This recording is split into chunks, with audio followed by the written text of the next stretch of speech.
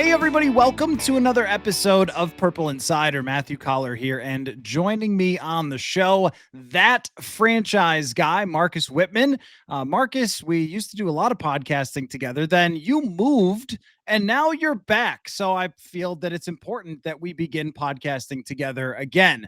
Marcus, I'm very happy. If people are not familiar with your channel, it is fantastic. Some of the best football analysis out there. So make sure you go check out that franchise guy. And as we are sitting here on the eve of training camp, some teams just getting checked in and starting, we got to take a look at the storylines of the NFC North division. And tell me if you agree, Marcus. I think it's the best division in all of the National Football League. Yeah, I've been having this discussion with a few people throughout the offseason, as we are always looking for things to discuss in the dog days of July. But I think certainly, it, you know, it doesn't have the floor that some other divisions have. Like the AFC West might be a little more top heavy, arguably. But, I think the Raiders probably wouldn't be ranked higher than anybody would put the Bears, for example. And then, yeah, I mean, I agree. I think it is the best overall division in the league. So I want to go through each team and what we're going to learn about these teams during training camp and how we're going to feel about them coming out of camp one way or the other. So why don't we begin with, since you're on Vikings turf here, Marcus, and not Packers turf, we'll begin with the Minnesota Vikings. I think there's a quarterback situation that is worth discussing. And I actually don't know your opinion on the Vikings' decision to move on from Sam Darnold, their decision not to sign Aaron Rodgers, and to hand over this Ferrari of a football team to JJ McCarthy.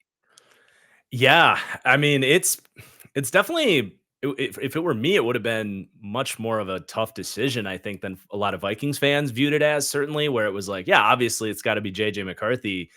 I don't know if they knew for sure that they were going to hit as big of a grand slam in free agency as they did, bringing in all these guys. I mean, the offensive line duo, you get a pair of like upgrades on the interior D line, cornerbacks. Like it really, you look back at the end of free agents and you're like, wait a minute, this is like arguably the best roster in the NFL now. What happened? When did that happen?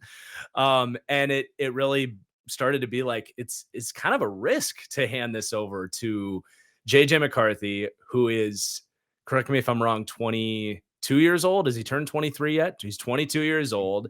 He's a prospect that, I mean, let's be honest, coming out of college, like, didn't have to really do too much. I think what they asked of him, he handled, and there's reason to believe he can handle more at the NFL level, but he was in many ways their sort of Alex Smith at Michigan, and that's fine. You can hope that he can be more than that at the next level, but he's never proved anything really at the NFL level, certainly.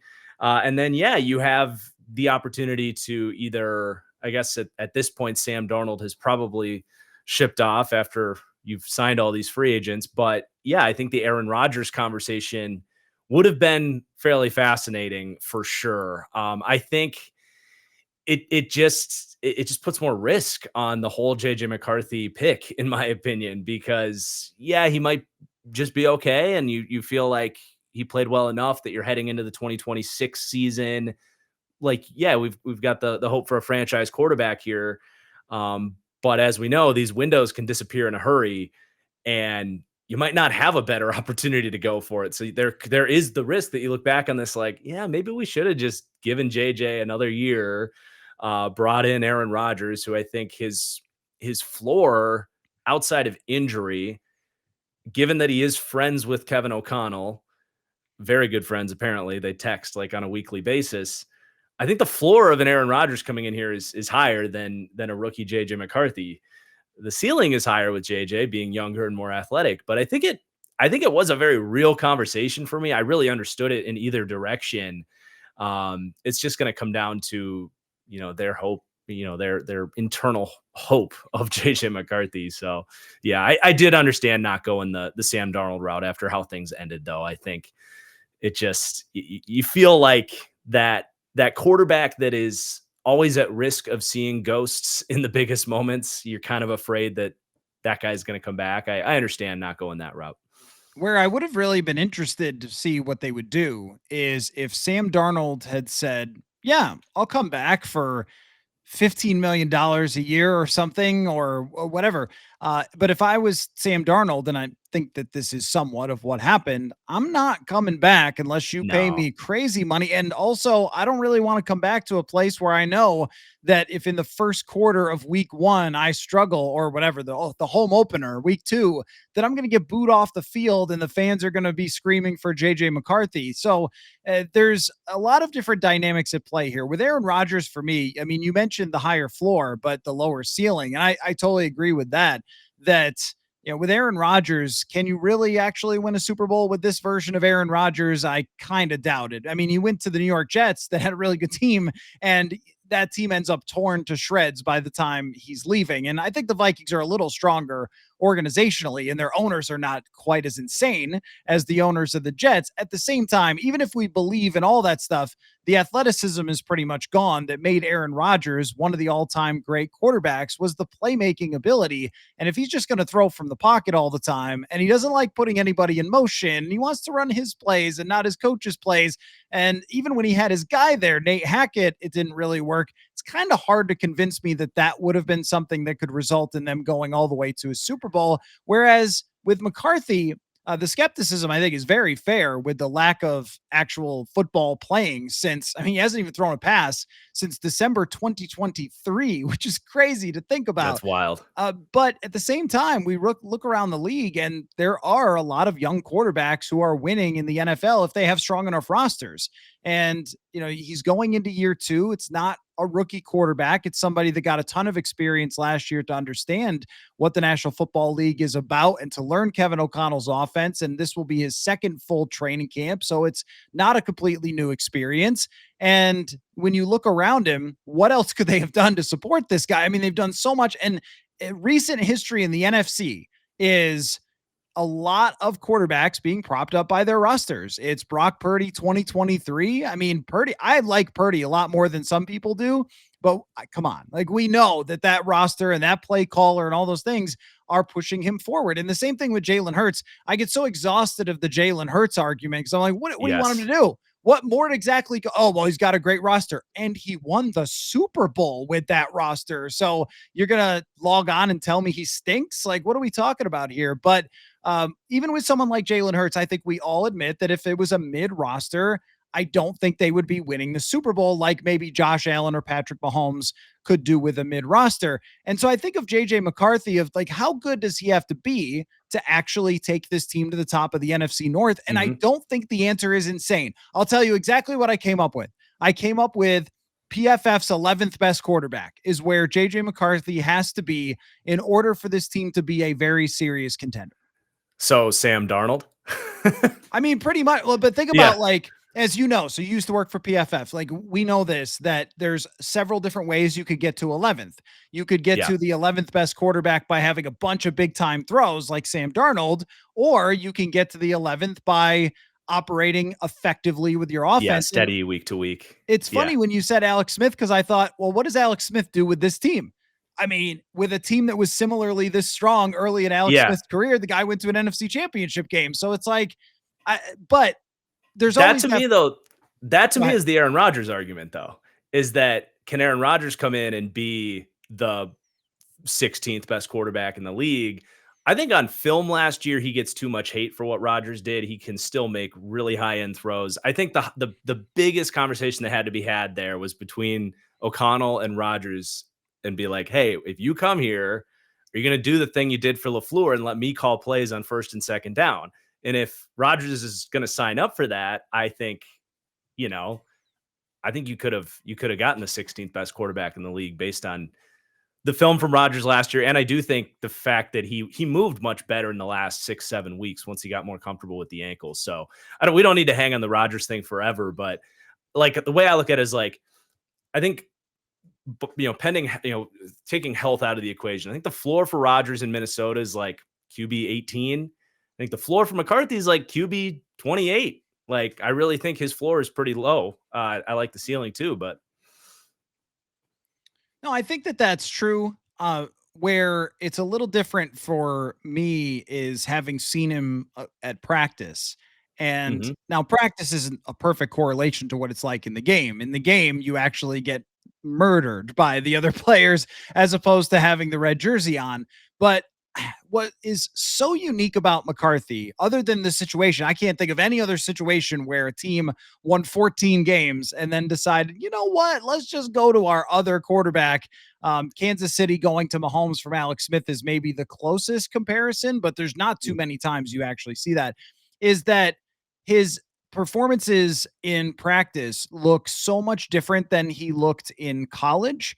So and this is a hard thing because there's only like a handful of us who have been at practice to try to explain, like, well, the guy that we're working, like the information I'm working with is a little different. So I Yeah. kind of believe in this route more than maybe you would if you watched him just play Alabama or something, or play in the national championship where all he had to do was hand off in order to raise a trophy, right? So it's a little different, but here's where I come down on like this decision in general, which is believing in Kevin O'Connell's decision making, because I think that if O'Connell had truly wanted Aaron Rodgers and he had gone to ownership and said, I can't play McCarthy right now. He's not ready. I got to go Aaron Rodgers. That's our only chance to win.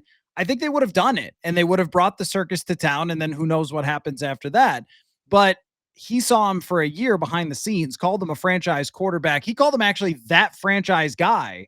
I thought he was referring to YouTube, but he actually was referring I to. need that soundbite. Yes, exactly. No, he said, I mean, and he meant it. Like he meant that he saw all the signs of a franchise quarterback. So to me, it's why wait? Like if that's the truth, NFL quarterbacks now are more prepared than ever coming out of college. We see this all the time.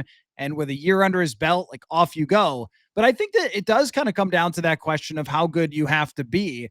And also, and this is where I'd really like your thoughts here, is not just how good you have to be, but how much do you have to do is the question. Because with Kevin O'Connell's offense, the quarterback is asked to do a lot, and he is asked to be the center of the offense.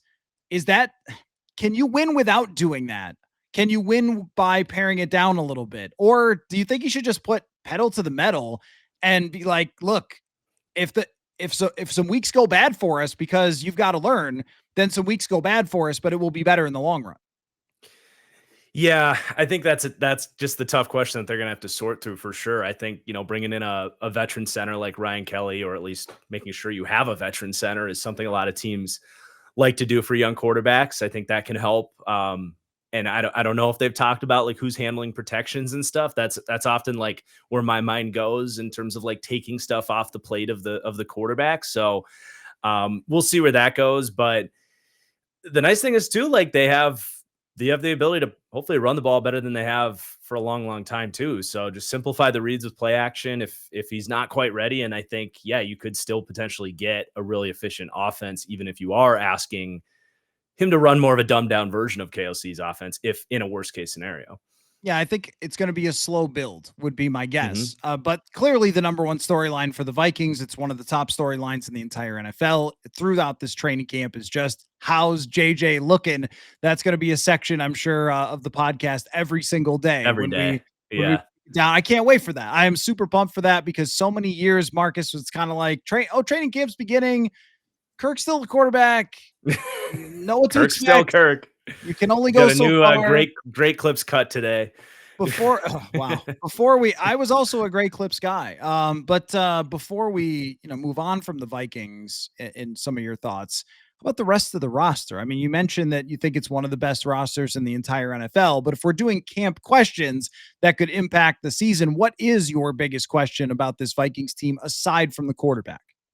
Man, I mean, the easy answer is health. They did honestly stack this team up with some injury prone talent. I think both running backs have questions at injury. The two offensive linemen they signed have injury questions. They bring in, or they still have Blake Cashman on the roster, who I love Blake. He's one of my favorite players in the league, Eden Prairie legend, all that. But he is a guy that gets banged up. There are pockets on this team that you're just worried that in classic Minnesota sports fashion, that these guys aren't going to be there when you need them at the right time. So that is honestly, I think every position has, I mean, we'd have to go through the whole thing, but probably at least top 15 at every position group for the most part. Like that's pretty insane. I think the interior of the offensive line is still going to be a question for me. I think I love the move. I love the moves they made. I think Donovan Jackson was a touch rich for me with the 24th pick. I think he's a nice player. I think anytime you're talking about any rookie having this incredible floor, you have to be careful with that because rookies oftentimes their floor is surprisingly low. And I saw Jackson as more of a second round guy that, yeah, theoretically has a nice floor, but there's definitely a world where he is not an NFL starting caliber left guard. I think Ryan Kelly's like I said, he's had a hard time staying healthy and he's regressed because of those injuries racking up. And Will Fries looked awesome last year. I think he's going to be really good, but it's a different system. It's coming off a broken leg, right? Broken leg. But yeah, I think the interior of the offensive line would still be the one spot where I would be more hesitant from a talent evaluation perspective. Compound fracture, I think, maybe, which sounds horrible. The Donovan Jackson conversation is interesting to me because I've had, fans say, like, how will you evaluate Donovan Jackson in practice? It's like, good question, because on the sideline, I mean, preseason, I don't think he's going to play a ton, maybe a couple series. So on the sideline, I think I don't like that, by the way. Yeah, he probably should. He probably should play a little bit more, but O'Connell is just not into playing rookies a lot. I actually think it'll be an indicator. If they love what they see in practice, they won't play him a lot. If they don't love what they see, with Ed Ingram showed us this. If they don't love what they see, then they will play him in preseason, and then we'll kind of know, like, okay, they think he needs a lot more work, especially if they have their joint practices and then have him practice. So I think it's a bunch of little hints. It's really hard to stand on a sideline and evaluate an offensive guard because you don't know the assignments, but you also don't get a second look at it. You don't really know what happens. Sometimes it's so quick. A lot of it is just body language of, like, does he look like he's out there as one of the guys? Does it look like he's kind of over his head a little bit? Does it look like the offensive line coach is talking to him and the assistant all the time after every play? Are they mixing in Blake Brandel on some reps there to kind of send a message to him? Like, a lot of those things are going to determine it. And I do agree with you that saying someone has a high floor is hard to do with rookies because some guys, I thought Wyatt Davis was going to be great, man. I was like, Wyatt Davis is great. And then just never even played for the Minnesota Vikings. So you never really do know. But two things about Jackson I really like. Number one is what's to his left and his right. I mean, Christian Darrisaw and Ryan Kelly, if they're both good to go, that's a lot of talent and a lot of experience that you're not going to be on an island there. You're going to get a lot of assistance from those two guys. You're going to be in the right place. And I do think that the player's intelligence really helps. I think his experience at tackle probably really helped because he faced some athletes that he would not have in college very often. And he comes across as kind of a more mature type of player coming into the NFL than you see a lot of times. So I could see why that argument would get made. Like, I agree with you fundamentally, but then I kind of also want to say, but he kind of does, like, for a rookie. But I think you've identified an area where, like, I've been very impressed by. All right, finally, right? They put all this investment, and now Kenny Clark has to play against someone who's good. But maybe, right? Only maybe. Only if Fries is 100%. Only if Kelly stays healthy. Only if Jackson steps up. It's a big, big question. The other one I would say is the cornerback group, that they didn't add anything more to it. So it's Blackman, it's Isaiah Rodgers, and behind them, it's Jeff Okudah. So there's definitely question marks there. Before we move on, in your projections, how many wins do you have for the Vikings this year? How far do you have them going? Like, how good do you think this team is going to be? I am genuinely optimistic for sure. I do think the McCarthy thing is going to work out just based on everything we've talked about and KOC being what he is. They are such a unique team in this very specific question because it just comes down to him. It literally just comes down to him. So I think they're either. I hate to be the one that's like, they're either going to do this or they're either going to do that. But I really think this is a team that's like, yeah, this is either a team that's closer to where they were last year, 13 wins, or yeah, they're going through some learning curves and McCarthy just isn't quite ready yet. And maybe they do kind of regret not going with a Rodgers or a Darnold for another year. And this is a 6-win team. I don't think this is a team that's going to be, picking inside the top 7 or 8 picks of the draft next year. There's just too much to work with here. But I think that's my final answer. Either 7 wins or 12 wins. No in between. Okay, I have them at 11, and that's after minicamp, and we'll see how I feel after training camp and how McCarthy does here, because we've only seen a minicamp, and he looked good in minicamp, but that's no contact or anything else. So did Zach Wilson. Now you're the guy. Now you're QB1. It's a big step forward for him. Let's talk Green Bay Packers. I think the narrative around, I'm not a big fan of that word, but the main point of discussion around the Green Bay Packers this offseason is, I think that's the best way to describe it. It's the same football team as last year. Aaron Banks is kind of just a guy, but now he's just an expensive guy. The offensive line should be okay. The defensive line should be okay. The quarterback should be okay. And the running back is pretty good. The wide receivers might be a tad better, but there's nothing that wows you about the Green Bay Packers. So where I go back and forth is, well, they were a pretty good team without any wow, but the other teams in the NFC North last year were better than them, and the other teams took steps forward. Is that how you feel about the Packers?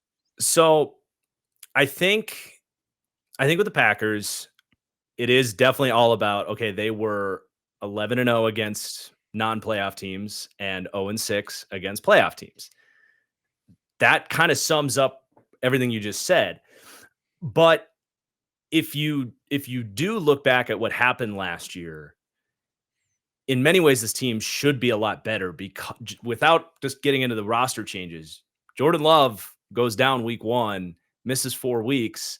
And anybody that watched him play for the first 3 months of his return, he could not move like he once did. And that impacted his play extension ability, which is a huge part of what he does. But even more so, I think, those little subtle movements that he does in the pocket that make him so special, where he's got the rush coming in, but he just kind of calmly drifts back off his back foot, makes the throw. Those weren't in his bag either. He was just not able to play like Jordan Love. Once you get more towards the end of the season, you saw that guy come back, and that's when the Packers were at their best and starting to kind of get into the high-end playoff narrative by season's end. They really were, and they ended up finishing the year like top 10 in offensive metrics and all that stuff, despite a really rough start to their season. And then you also have to be realistic about how their season ended. Jordan Love tweaked his knee in that game against the Bears game. They pulled him out at halftime. You have Christian Watson goes down week 17 when he was actually playing really good football. You get to that playoff game. They go down multiple starting offensive linemen. They're out there trying to block Jalen Carter with someone called Travis Glover, who was a 6th round pick, like your classic sort of Georgia State developmental tackle prospect that gets drafted because he has long arms. He had to start at guard against Jalen Carter in the playoff game against the Eagles, a game where Jaden Reed also got hurt. Romeo Doubs left with a concussion. So Jordan Love is out there with no time to throw, to nobody to throw to. He is literally targeting Dontavion Wicks, who led the league in drop rate last year, Bo Melton, and Malik Heath. That's how the season ended. So that's going to be what people remember, is them just losing another game to the Eagles. You can also make an argument that team played the Eagles better than anybody in the entire playoffs without anybody. So getting all these guys back healthy, adding a Matthew Golden, who I think is very Stephon Diggs-esque in terms of his talent, route running, tough catches, size is similar. I was a massive Matthew Golden fan. To get him where they did in the draft, I'm not saying he's Justin Jefferson, but it reminds me a little bit of when the Vikings did get him in the 20s, and it was like, why was that guy there? So that's huge. The biggest thing with the Packers is the D-line's got to play better. They have 4 first-round picks on the D-line, and they didn't play like it last year. They fired their edge coach, and they just got to get better play out of those guys. They decided not to invest in that group. They believe in the players they have, so that's a huge thing with the defense. But yeah, I think it's more of just assessing what happened last year and realizing it was closer to a worst-case scenario for the Packers last year, and they still were a damn good football team. Yeah, the Jordan Love thing, it did make a huge difference for his health. When they played the Vikings, he came back probably a week too early to play the Vikings, and it was not moving the same way. And one area that I would give Jordan Love a ton of credit is the guy doesn't take sacks. And I think that his pocket movement is a massive part of that. So even if he still was not taking a lot of sacks, he was not able to extend plays in the same way. I'd like to see him run more often if I was offering some advice to him, but he couldn't do that last year anyway. There's also the bigger picture, though, of you have 2 years of Jordan Love. The 2 years kind of look similar to each other, where there's extremely exciting games and exciting moments and great games. And then there's inconsistency. And I think that most quarterbacks, this goes for Sam Darnold as well, who rely on pushing the football down the field, rely on deep shots. This was Eli Manning once upon a time. And when people look up Eli Manning's stats, they don't love them because it's like, well, that guy was pushing the ball down the field all the time and he made mistakes because of it. And I think that that's a little bit of Jordan Love. And I wonder about like the training wheels on him as well, because it seemed like they tried to take the training wheels off the, hey, we're going to throw screens or we're going to push it down the field. But the rest of the offense was not really ready for that. The receivers certainly weren't. Yeah. And Marcus, I got to laugh all last year because the whole, we don't need a wide receiver one. We got 14 wide receiver twos. And it's like, oh, really? Yep. I didn't know that you could still do that without Aaron Rodgers, even though Rodgers, of course, had lots of wide receiver one action in his career. So I guess I'm not fully sure that I know exactly what Jordan Love is until he plays the full season next year with several years of starting under his belt and has enough weapons and offensive line play to really utilize everything Matt LaFleur has there and play off of the very strong run game that they have. Still, I end up with, as I try to like, where do I place this team? Where do I kind of put them roster wise?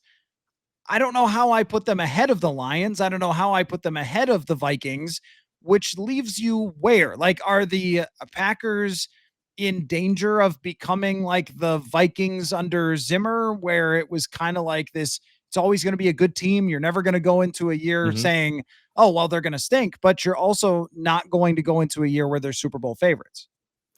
Yeah, I think with Jordan Love, I really do think, I know this is where I come off as a homer, but I really do believe that in many ways, you throw out last year just because of the injuries. There were even games where he would start the half and then the knee would kind of flare up and he would come out for the second half and we get a second half of Malik Willis. There was a couple of games like that. It's just like everything that that went down last year and what was supposed to be a big evaluation year for Jordan Love. It's just, it's really hard to take anything meaningful from that. This year is going to be, I'm not saying he is a great quarterback for sure heading into next year, but I think you should take the same approach that you did heading into last season, where it's like, okay, year one looked pretty dang fun. It ended way better than it started for sure.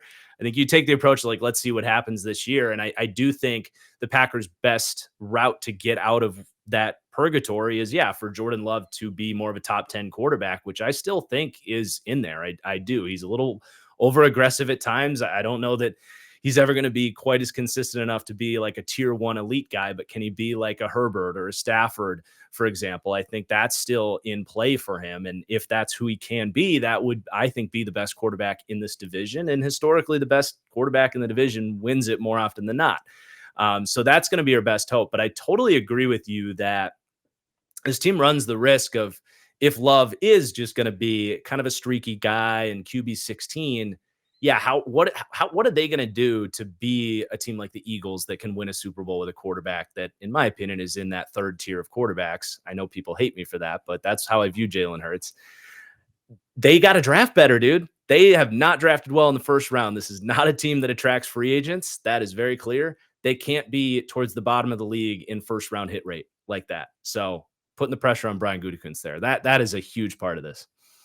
Also, it's hard to say, don't mean to be a homer, when you're wearing a Go Pack Go. I wasn't going to do it, but I don't know if you saw, Zach Tom just signed maybe one of the most team-friendly contracts in the league. 4 years, $88 million. Makes up for the Aaron Banks deal a little bit. Maybe just take like $7 million from Banks and just imagine it's going to Zach Tom, and things make a lot more sense. He is an underrated player. I think he is one of the best at his position. Good deal for them. So what's the camp question? What is the roster? Is it the secondary without Jair Alexander? Whomst exactly will line up across from Justin Jefferson? Is it going to be Quay Walker like it was in the 2022? Oh that I still see that clip show up sometimes where Quay Walker was one-on-one on an island with Justin Jefferson. So I don't think The that's the plan. it was funny that Vikings fans and Packers fans got to share a year of the Ed Donatel, Joe Barry experience, which was like the exact defense. And my lord, so yeah, I think it's that nickel corner spot and kind of what their plan is for how these guys are going to get used. I think they're going to have a couple different packages that they'll play situationally, but they're a team. Their whole secondary outside of Carrington Valentine, who isn't even listed as a starter right now, but I think he's the best true outside corner. Nate Hobbs can play both. He's their best corner who they signed in free agency. But right now, with how they're listing it on Our Lads, which does a pretty good job of tracking, practice and that kind of stuff and who's getting the reps, they have Nate Hobbs, Keyshawn Nixon, and Javon Bullard all starting at cornerback, and those are all at their best nickel corners. So it's going to be very interesting kind of what their plan is there, especially with that nickel spot, whether it's Nixon inside with Valentine outside or Bullard playing the nickel or another rookie safety they like last year in Evan Williams playing some of that nickel spot. It's going to be very fascinating. My thing with the secondary is I don't think it's going to be a good secondary. I think you're hoping that they can just communicate well and have a high floor-ish, be the 20th best secondary in the league with a really good safety on the back end and Xavier McKinney. Don't bust coverages. And just the pass rush has to play better. They have to be able to win with 4 better than they did last year. That was what they wanted to do. They were still bottom 10 in blitz rate last year. That they want to be able to win with 4, and they weren't able to do it. That is exactly what has to happen. So in many ways, it's like the question roster wise and camp battle, yes, is with the corner, but the biggest question for the results on the defense is the D-line playing up to their draft status. Right. And Rashawn Gary, I mean, 2 years ago, looks like a superstar. Kenny Clark has drifted off a little bit, and Lucas Van Ness, I just haven't seen any signs of that guy being anything more than just like a rotational type of pass rusher, roster filler type of guy with maybe some moments that you like. I think that they're, I don't know what you call it. I guess the second level. Okay. Linebackers. Like they've got linebackers. They've got some playmakers there. Edgerrin Cooper was very, very impressive last year. And I also think that Jeff Hafley did a lot better of a job. I mean, that could have been you or me doing a better job, I think, than Joe Barry, but he did a much better job of, especially playing against the Vikings, of throwing some things at them that they didn't see what was coming. I saw even Josh Metellus the other day. Somebody put out a video of a coverage, and Josh Metellus was like, "Oh, they stole that from us. They stole that from Brian Flores." Yeah. So there's creativity at least there, but I think the blitz rate may have to go up. But I will be interested to see what happens at the corner position. When they did blitz, they were highly effective, but they want to be more like, that's your changeup type of deal. And it's a Tarek Skubal changeup where you're striking out every single time you try to pick it up. The more you blitz, the more film you're putting on what you like to do. The offenses are more prepared for the blitz. Your efficiency with it's going to go down. So I think they want to live in that formula where they're most of the time they're rushing with 4, but when they do heat you up, you're going to die because Edgerrin Cooper is a maniac as a blitzer. And that linebacker group is much, much improved based on where I viewed it heading into last year for sure. And even Quay Walker, who I'm still disgusted thinking that we spent a first round pick on him, but eventually the idea was he's going to slowly get better and be an okay player. He has gotten incrementally better every season. So year 4, hopefully he can be an even better version of Quay Walker. All right, let's go over to the Detroit Lions here. And we're all so familiar with their roster and how talented it is top to bottom. And they've had some injuries here to start training camp. But even with that, they have a completely stacked roster. How do we even go about talking about a camp storyline for the Lions? Like, they are what they are. And it's either your new offensive and defensive coordinators are going to work or they're not. And we're not going to know that during training camp. I do enjoy watching preseason games on social media to see people trying to say certain things are going to go one way or the other. That's high entertainment because we're desperate for football. But yes, I don't even know. Like, the only question to me is that team under Dan Campbell, did they practice so hard? Did they play so hard over the years that they're just going to keep getting injured? But aside from that, I got nothing. I got nothing that I can take from the Detroit Lions during a training camp and say like, oh, this is going to determine X, Y, or Z. I saw a tweet today that was talking about how a clip of Jamison Williams running a route was proof that he is like improved his route running or so. I'm like, guys, you guys got nothing. You guys got Yeah. nothing. You're either going to win or you're not. And it's time for them. And I really think the only thing for them that in training camp, whatever, like, let's just see how the pressure, because this feels like, I don't know if it's their last dance, but it feels like you don't have many shots left where you go into a season and people can argue that you have the best roster and a quarterback who's still in his prime and is that good. Yeah. I definitely do look at the interior of the offensive line though. Oh, And that's true. That's true. That's true. pairing that with a Jared Goff who doesn't handle interior pressure well at all. He is probably the biggest, most polarizing quarterback in terms of when he's protected, when he's not protected.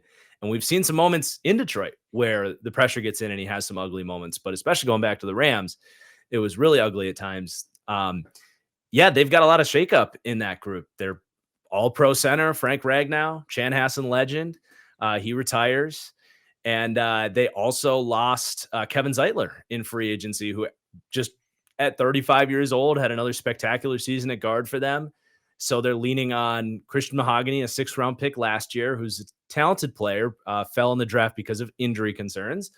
And then Tate Ratledge goes in the 2nd round. He's going to move in and play center. Okay. And then Graham Glasgow goes from, he's your weakest link, and he was at times a weak link for them. If you were going to beat that line when they were healthy, it was to go through Graham Glasgow, and he's had some ugly moments. He now is on paper your best guard. Taylor Decker's had some injuries. He turns 31 this year. Like, when I think of the Detroit Lions, I think of that offensive line before everything else. And now no Ben Johnson. Things are shaky. They're on a thin foundation, that's for sure.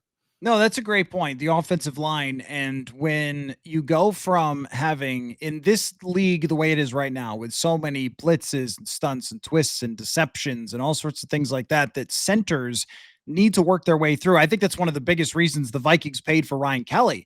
Is like, get somebody who can work their way through this mentally and read defenses and understand how to pass guys off and how to identify stuff.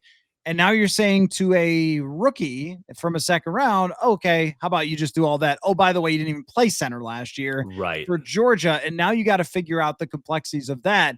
The drop-off potential from Frank Ragnow, the cream of the crop, the best of the best. And I think that we gave a lot of credit to Ben Johnson and Jared Goff and Jahmyr Gibbs for working their way through what Brian Flores threw at them. We probably didn't give enough to Frank Ragnow, who is the head of the snake of that entire operation. So how that battle ends up playing out and how they walk out of training camp with that offensive line, are they gelled and they're feeling good, or are they really, really nervous? Because you're right. I mean, it's not talked about enough with Jared Goff that when they get rid of him in LA, they were coming off their worst offensive line year under Sean McVay. There's a pretty clear connection between that and Jared Goff. So that's a good point. Still, I look at the weapons. Still, I look at the experience of Goff. I think he's a better quarterback than he was 5 years ago, 6 years ago with the Los Angeles Rams. And I also think that defense is now, with Aiden Hutchinson coming back and them getting healthy, and them improving their secondary. I think DJ Reed's a better player than Carlton Davis. They saw Meek Robinson really like step up last year, specifically against the Vikings. Yeah. I mean, I actually think that maybe they could be better than they were under Aaron Glenn at times, where I thought Aaron Glenn was kind of a straightforward man-to-man type of defense. I think they could be better there. So I agree that there's this one weakness, and that's the camp storyline that I was saying, I don't know how many there are. But also, like, what's the ceiling for this defense of Detroit, which we haven't discussed a whole lot over the offseason with so much focus on Ben Johnson leaving? Yeah, I mean, the crazy thing about Detroit is how they're able to stop the run. Like, they have back-to-back years been at worst second in run defense, but now they add Tyleik Williams in the 1st round of the draft. They continue to pay these linebackers. They gave Derek Barnes an extension, who's like their LB 2.5. They rotate these linebackers kind of like a good D line would rotate, just to keep guys fresh so they can just fly around and play like maniacs. And then, they get you to 3rd down and they blitz you, and Aiden Hutchinson's a huge problem. They have press man corners that it's like, well, you don't have to cover for that long because we're going to blitz. Just make sure you're in a guy's hip pocket for 2.5, 3 seconds and you're good. And they've got 3 guys that can do that. So Yeah, the best safety duo in the league. It's a nasty defense, man. And yeah, if the offense takes a step back, yeah, maybe the defense being more of that championship caliber defense would be what can help set them over the edge. Because we all saw Washington put up 45 against an injured defense last year, and it was too much for them to handle. All right, so give me this. I didn't ask you after the Packers analysis, but I'll ask you now anyway. Packers and Lions. Where do you have them? Where do you have them finishing? How many wins? So I think the Packers are the highest floor team in this division. I think that because they just don't. Honestly, I don't think the Packers have as many questions. I actually disagree with you a little bit. I think Detroit has a lot of questions with the brain drain and the interior offensive line. I think the opportunity for them to be much worse than they were last year is there. So I think the Packers are like 9 to 11 wins is kind of the where I see them. I don't think they're going to be worse than 9. I don't know for sure that they can be this great powerhouse team. You'd need to hit a lot of green lights for that to happen. Detroit, I haven't even thought about this yet on like where I want to predict Detroit to go. They still terrify the crap out of me. That's for sure. But I kind of have a bad feeling. I kind of have a bad feeling about Detroit that they're more of a 8 or a 9 win team this year. But I don't know. I don't know if I'm prepared to put this out there, man. They're a tough one to predict, in my opinion. It's a little bit of like forest in the trees. I mean, the trees would be, hey, this interior offensive line, which I get, and like spent so many years of my life talking about interior offensive line. At the same time, the Vikings had a pretty messy interior O line and won 14 games last year. It's not that you can't overcome that. And the rest of the roster to me is so stacked that unless John Morton, not Johnny Morton, doesn't know what he's doing at all, there's a lot. There's a lot. I mean, Gibbs, you Yeah. could argue, is the third best running back in the entire league. Jamison Williams is a 1,000-yard player last year. Sam Laporta is top of his game. I mean, there's just a lot that they have. I don't think that they're a team that, unless it gets crazy injured again, can fall below that line of demarcation there, the like 9 win, like fall Yeah. 500. But I will say that I did witness up close a 2018 Vikings team that changed offensive coordinators and things were never really right again and had a lot of drama and a lot of injuries, interior line problems, and everything just kind of went wrong for them. And it does happen. It does. And that team had been competitive and had gone to the NFC Championship game the year before. And it was, we thought, kind of too big to fail with the roster, but it does happen sometimes. And I could see it with a team like Detroit. There's one other, before we move on from them, there's one other underrated question mark for them that I don't think a lot of people are going to bring up, but David Montgomery had a knee injury at the end of the year last year. Everyone was like, oh, he's going to be back for the playoffs. Don't worry about it. I'm like, I don't know about that. Most people said he was going to have to shut it down for the year. And then he tries to play through it. Didn't go well. They had to shut him down. He's 28 years old. He is a very underrated part of what they do because he keeps them, on script. He keeps things 2nd and 4, 3rd and 2, which is where you get to see the play calls. And Goff not having to be a superhero on 3rd and long. If David Montgomery can't get back to his old self, which I think is actually a very legitimate question given his age and coming off a knee injury, a guy that has been banged up at times throughout his career, he's very much flirting with that like line of steep fall off for these running backs. They don't have another guy, honestly, that like can do, like Craig Reynolds isn't really doing that for them. They just don't have that guy. I think Jahmyr Gibbs is super talented, but it is absolutely a 1A 1B setup that they need both those guys to be able to do that. So if you're also having interior offensive line problems and that happens, like you could really lose the script pretty quickly with the offense. So that's another thing. It's just like kind of does start to stack up. They also love David Montgomery, so if he's banged up and not 100%, it feels like they'll still just do it anyway, Right. because they are Which is kind of exactly what happened last year. Right. Yeah. They're kind of obsessed with David Montgomery, and which I think what he brings to the offense is good, but I don't think that he's somebody you should keep playing through it when he's not effective. And every time he was in the game last year against the Vikings, it was like, okay, well, that's better for you that it's not Jahmyr Gibbs. I think, bigger picture, forest and trees. Forest is you only get so many shots at this with a roster, and then things go wrong, and then you lose guys and you get expensive, and they're getting very, very expensive. And there is it this year? Is it next year? Maybe one or two shots left with this group before things start to come apart. And when Dan Campbell said, like, hey, that might be our only chance of getting within that close, he might have been right, because Yeah. that's just kind of how the NFL works when you don't have Right. Josh Allen or Patrick Mahomes or Lamar Jackson. And I guess I'm curious if all of that, because the last 2 years, what the Lions have had was, oh my gosh, us are actually good. And then last year was, we're so good. Look at us. We're going to win the Super Bowl through the entire season. But what if they start 2-4? Like, we haven't seen that from this unit over the last 2 years where they've really Mhm. gone through something like that and had to work their way through it. So do they just come apart, or do they find a way through that?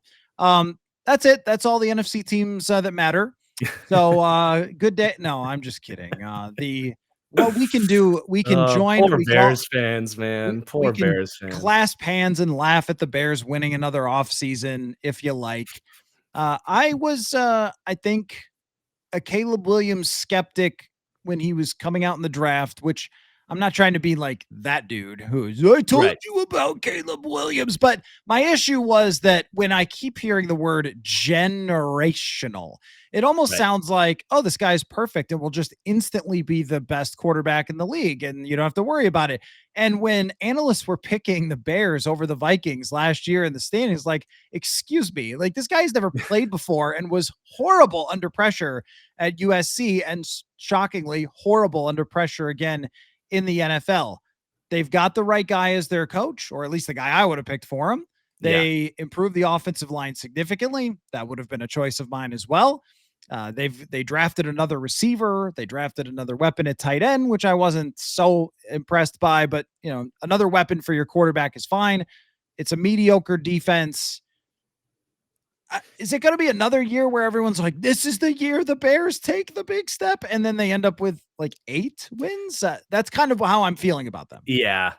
No, you absolutely need Caleb to play better, because I do like, I honestly come back to this defense and the fact that they overdid it with the offensive weapons. In my opinion, they needed pass rush help and they did not get it. Nobody is afraid of the Chicago Bears defense. I'm sorry. Like, I look forward to the games against the Bears. It's like, great, Jordan Love's going to have all day to sit back there and pick this team apart. And they did essentially nothing to improve that. Okay, Grady Jarrett at 33 years old is not going to be what Bears fans think he is. Just because you pay a guy $14 million doesn't mean he's a $14 million pass rusher. Atlanta, who is desperate for pass rush help, released him. So there you go. Daya Odeyingbo is a fine player. He's like, you should be like the third or fourth guy on your D line that moves around and does some fun stuff. But like, you're counting on him to be a number 2, or for Javon Dexter to take a massive leap in year 3. Montez Sweat wasn't that great last year. It's like, okay, I think the offense will be better. I think this team will be a little better than last year. But yeah, people are starting to really hype this team up again. But there's a lot of pressure on that offense that now has Caleb, who looked overwhelmed last year. I mean, I'm not trying to be super over negative, but like, they bring in Luther Burden, who's falls to the second round because apparently he's a diva. How are you going to get him the football? What is the point of drafting Luther Burden, who my high end pro comp on what type of player he is DJ Moore? It's like I want DJ Moore. We have DJ Moore at home, except it's flipped, where you want the crappy thing when you already have the good thing at home. Not that Luther Burden's crappy, but that just didn't really make sense to me. I thought at times Caleb looked overwhelmed coming out there like, okay, this play I got to get Keenan the ball. Then I got to get Rome the ball. Then I got to get DJ the ball. Okay, I got Cole Kmet. And then also I don't really know how to run the offense. So it was just like, why are we throwing 6 weapons at him? I think there is a such thing as too many mouths to feed, especially for a young quarterback. So I did not love their offseason. Even some of their offensive line additions were a little overrated. Jonah Jackson, he is not this savior. Detroit fans voted him into the Pro Bowl a couple of years ago because Detroit fans are psychopaths. And I mean that as a compliment to all the Lions fans watching. Joe Thuney was a great addition. I have no negative comments about that. And then Drew Dahlman was a wide zone run blocking specialist. He's great at it, but he is in many ways similar to like Bradbury in Minnesota, where like, okay, but he's undersized. He's not that great of a pass blocker. And that's kind of what you needed here. So, yeah, I think their offseason got quite overrated. I didn't love their draft, and it puts way too much pressure on Caleb. I do still believe in him as the prospect he was coming out. I am a little worried about some of the stuff we saw as a rookie, but like it is similar to the Minnesota thing where it's going to come down to Caleb and his development in year 2 for sure. Yeah, I think my issue with the Caleb Williams thing was it's almost like we decide that, and this happened with Trevor Lawrence. We decide someone is the next Andrew Luck, and if you say it enough, it doesn't make it true. And when you watch the last season at USC, and there's a lot of problems there that need to be fixed, Mhm. and there's no doubt about the ceiling. There's no doubt about the arm talent, the playmaking. What he did against the Vikings at Soldier Field was ridiculous, and Mhm. then took a horrendous sack at the end of the game that he absolutely cannot take. And Yep. then the Vikings end up winning. And that was kind of the definition of his season last year. And I thought also what we did not see is resilience. What we did not see is a confidence that can't be broken or a leadership element where you're like, this is the dude. That's not him. It's just not him. It wasn't him at USC. It's not him in Chicago. I think if you support him with a lot of different things and a lot of different veteran leaders, then that could be okay. But when DJ Moore just like walked off the field last year out of frustration, I know he said he had an injury or something, but I've never seen that in the middle of a play. A guy just goes to the sideline. I think that there was a lot of signs that some of the veteran players maybe didn't have his back last year. And if they get into trouble early and they don't have his back again, I think you're going to be in a really tough spot. To me, it's a middling team. I agree with you on Mhm. Dahlman, probably one of the most overrated signings that was out there this year. And I started laughing when they drafted a tight end. I was like, "Don't you have a tight end that's fine?" I Yeah. what I said was enjoy your 10.6 yards per catch like every other tight end. It doesn't there's so few tight ends. One of them is in a picture behind you, George Kittle, but there's so few tight ends that move the needle. And like, what difference does it make if it's this guy or someone you just signed in free agency? You got to be really special. So to not improve the defense and instead just get another tight end that's just like your other tight end, I don't know. And of course, everyone will go, no, this guy's different. And then he's Right. not. And then he's not. Yeah, and It's then the he's same. not. That job in the NFL is, unless it's Brock Bowers, I suppose, but it's still like 10.5 yards per catch, every single one of you. And I just don't see them as being prolific offensively. And the other part too is, let me get a shirt, like running backs are a big deal still as far as Yeah. talent goes, and they don't have one that's talented. DeAndre Swift has ripped up the Vikings a few times, but he's not great. And who else? Yep. They're really not good there. And you're coming from Jahmyr Gibbs, who's amazing there for Yeah, Ben I Johnson. totally agree. They should have added some running back. I just don't understand Ben Johnson's like you would think coming off so many coaches like they want to change the thing that ended them the year before. If you're Ben Johnson, don't you want to be like, yeah, I don't want to lose games where we're giving up 45 points again. That Right. kind of sucked. And then he comes to Chicago and just basically ignores all the existing players. Feels like he kind of got the like, oh, I have roster control. Ooh, look at all these fun offensive weapons killing it at the college level. And then it's like, oh shoot, we do already have Roma Dunze and DJ Moore and Cole Kmet. Right. Like, yeah, and they draft another tackle who's like this kind of let's just say it, he's like the Detroit Lions type, the frisky white dude, you know, like he goes and gets that when wait, you already have a left tackle that's like not bad, and Braxton Jones, like the odds of Ozzie Trapillo being better than him, like I just don't understand the approach. And yeah, it's gonna hurt. I think not having much of a defense. Just feels to me like 8 and 9. And then they say, well, actually, next off season is when we can Yeah. really improve. And until proven otherwise, that's just what I'm going to think of the Chicago Bears. Okay, let me before we completely wrap up here. It's been a great conversation. And again, that franchise guy on YouTube, one of the absolute best, Marcus Whitman. What do you got for your Super Bowl? I mean, I'm pumped, man. Training camp's starting. Let's go. Let's get it on Ugh. paper. I think last year I had the Texans and Cowboys or something in the Super Bowl, and that was Mhm. really stupid. So there's Hey, no I had the there's Jets, so oh oh. That's worse. That's worse. Way worse. Yeah, At you least don't I could want my argue that the you Cowboys don't want players got my hurt. Super Bowl pick. No. All right, so let's hear it anyway.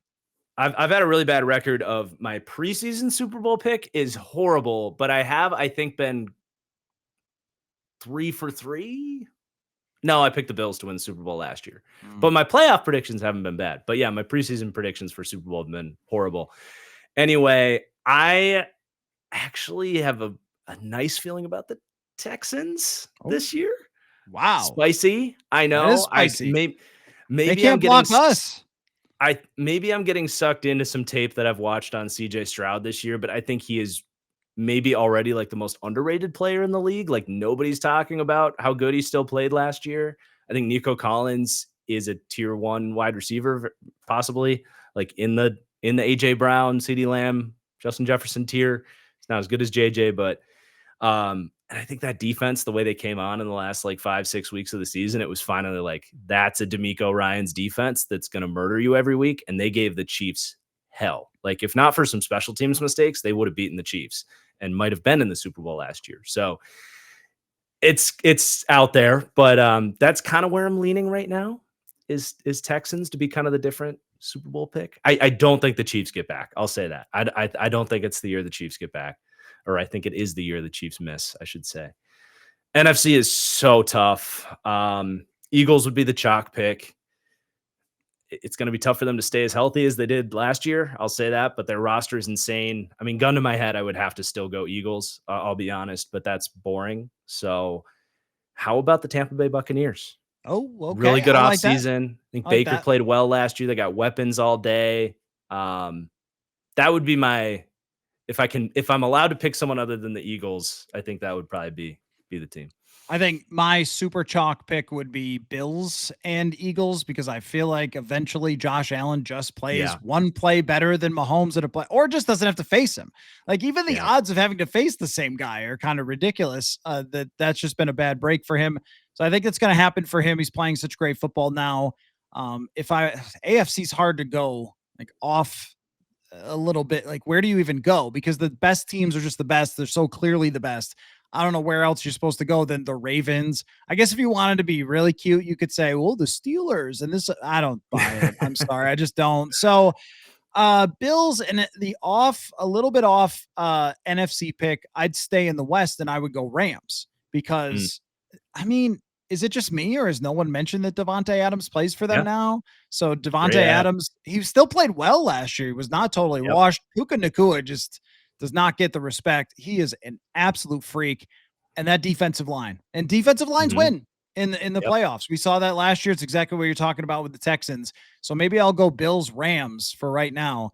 And maybe I'm giving the Rams too much credit for last year's playoffs, but I don't know. I just can't with Sean McDermott anymore, man. I just can't do it anymore. Yeah. Fair enough. I think I've picked them from it once with the playoff picks. I think I've picked them to win the Super Bowl back-to-back years. And I'm just done with them. It's just that Peyton Manning or Drew Brees, like it's got to happen just once, or it could be Dan Marino and it just doesn't. So we will see. Again, That Franchise Guy on YouTube. Make sure you check it out. A Minnesotan wearing green and gold doesn't make sense, but it is what it is. Marcus Whitman, thank you so much for your time as always, my friend. And we will definitely talk again soon. Thanks for having me, Matt.